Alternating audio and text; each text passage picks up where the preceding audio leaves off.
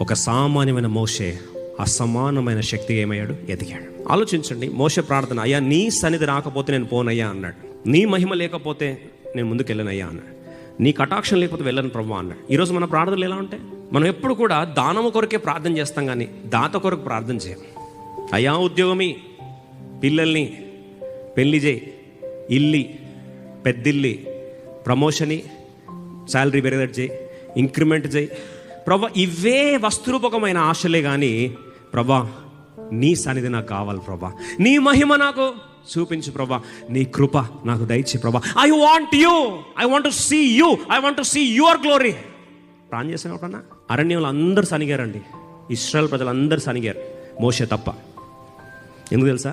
మిగతా వాళ్ళందరూ ప్రార్థన చేసింది వస్తురూపకమైన ఆశీర్వాదాల కొరకే కానీ, దానము కొరకే కానీ, దాత గురించి ఎప్పుడు ప్రార్థన చేయలే. కానీ మోషే దానము గురించి ప్రార్థన చేయలేదు. దేని గురించి ప్రేయర్ చేశాడు? దాత గురించి ప్రార్థన చేశాడు. ప్రభా నువ్వు నాకు కావాలి, నీ మహిమ నాకు కావాలి. అందుకొరకే మోషే అందరినీ పోషించే పోషకుడు అయ్యాడు, మిగతా వారందరూ పోషించబడేవారయ్యారు. డిఫరెన్స్ అర్థమైందండి?